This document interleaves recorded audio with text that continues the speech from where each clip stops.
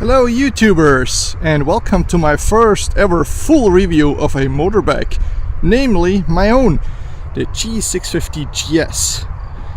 I've had this little guy for about a year now, well, pretty exactly a year if I remember right, and well, it's been an interesting companion so far.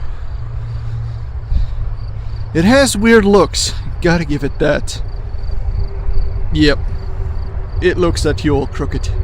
Anyways, I want to make this not about style, not about technical data. You can get all that online with BMW Motorrad. What I want to talk about is how this bike has been for me so far, for using it in a daily commuter, using it as a weekend ride, using it as just about anything. So a few words about the suspension and the general layout of the bike.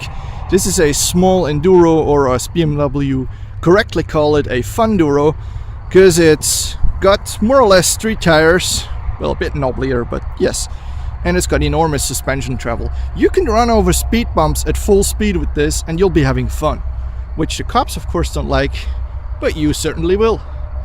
You can only adjust the rear preload with this hand wheel, by the way, from Sachs, very nice. I've hardly ever used it because I don't ride too up, can't yet, still on learner's permit. But as soon as I got that, maybe I will, who knows. And, well, it's been a mixed story. I bought this as a second-hand from a driving instructor school thing, as a leasing return, and I thought, well, if they're a driver school, they're probably gonna take good care of it. Meh. Nope. It had, after just 15,000 kilometers, a completely worn through chain. The rear brake and brake pads had to be replaced completely, as well as the front brake pads. And on top of that, of course, the regular service. Well, that was pretty fucking expensive at 1,600-ish francs. So, way too much for a starter bike. And that's not just because it's BMW, probably partly, but mainly because it's just way too much in one time. So anyways, it's been rather reliable, other than the battery cutting out at one time because the leads came undone. I fixed that with a few screws. And, whoa, what else? Yeah, I've modified a few bits on this. It's all original BMW stuff on here. We've got hand guards. Pretty nice when the weather gets really cold here in Switzerland. And they're original BMW, so they fit perfectly. I fitted a motor fender. So if I ever tip it over or run into a too large bump, that'll soak it up nicely. And also the protection pan underneath. All original BMW stuff, of course. The bike did come with a rear stand, well, the main stand. And it also came with heated grips, as you can see by the cable down here, both ends. It actually has two levels. As you can see here, you'll only ever need this one. The other one is for, like, I don't know, Antarctica? Or to fry your fingers off anyhow. So yeah, it's been quite a nice bike. Especially in colder weather. And I have been using it all year round. And I can say, heated grips? Oh yes. If you can, take them. If you don't have them, they can easily be retrofitted onto just about any bike. So yeah, go get that. Well, a few of you guys will have probably seen this matte flat black paint scheme that I've got going on here. This is not the 2013-14 model. This is the 2011 model. And back then black didn't exist. So what I did here, paint job. Yep, did that myself. As you can probably see up front here, it's not perfect. This is actually an impact mark from insects that regularly hit the front fender or the windshield, or primarily hit me in the face when I have the visor open, of course. So yeah, Many of you might ask, hey, how good is this bike? How does it ride? Couple of points. One, the motor. It's a single cylinder 650. So one huge cylinder there. And that's the same motor as back in the F650 series. Pretty much anyways. They changed a few minor details, a few hoses around, but that's about it. So it's quite vibey, especially around 4,000 to 5,000 RPM. But other than that, it runs smooth. It has tons of power for such a little motor. And yeah, it's general pleasure to drive. The clutch is quite easy to pull. Even in congested traffic, this thing goes easy. So even for smaller hands, by the way, the levers are somewhat adjustable. So even for smaller hands, like the ladies, no problem there. What else? Oh yeah, a few things special about this bike. The tank's at the back. It's not under here. No, that's the airbox, or actually right under here, battery compartment. No, tank's at the back. So that gives it a rather low center of gravity.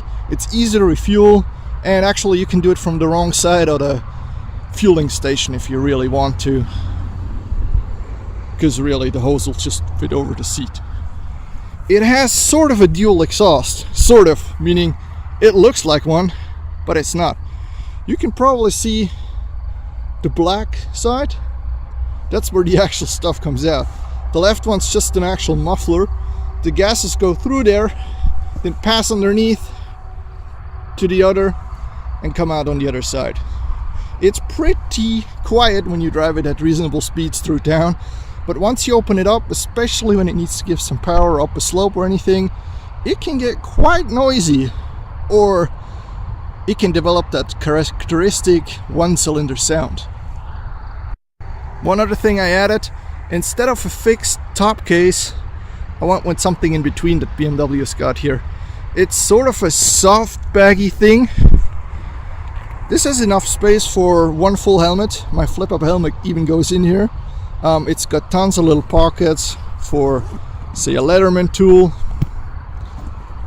or maybe a disc lock, a chain, whatever you need to go along with you. And it can pretty much pack an entire lunch and dinner if you need to go shopping. So that's plenty. Unfortunately, it does think it has a little compartment. This thing back here. But that's about the size of a fist. So you'll barely get some spare bulbs in there. It's not really useful. It's pretty much just a hatch to get to the lever, to get the seat undone and open it up. And it doesn't have any other compartments, like for example the NC750 or 700. They have a nice compartment here. I don't. I have a battery and an airbox there. And oil. This thing is dry sump, meaning it pumps all the oil up through these large tubes down there, up into the oil tank and back down. And it actually has an oil intercooler next to here. Yeah, you can probably see that. And it's water cooled. Yep, the water cooler is down there.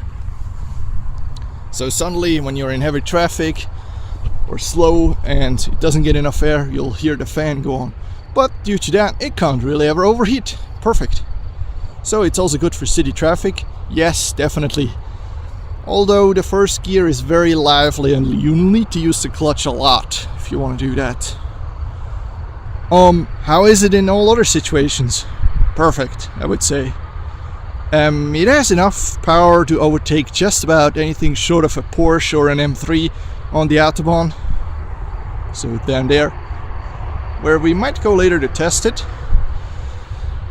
And inner city traffic, you've got more than enough boom to go everywhere. Also, ABS. Very important in Switzerland. Lots of rain, snow, ice, everything. So you'll need that ABS, especially on the back brake. And it really works well. I was really surprised a few times when it started to kick in. You feel it on the levers, you feel it on the pedal, but it works wonders. So if you get a new bike, do get one with ABS. No questions asked. Even Harley now has them on the small models, so go for that. So, a few words about the instrumentation. As you can see, large analog speedo, and the rev counter is just this tiny little thing that goes up and down here. So you'll have a hard time reading that. It has 2 trips plus the total. It's got a time, of course, but that's it. I'll turn it on again so you can see which lights it has.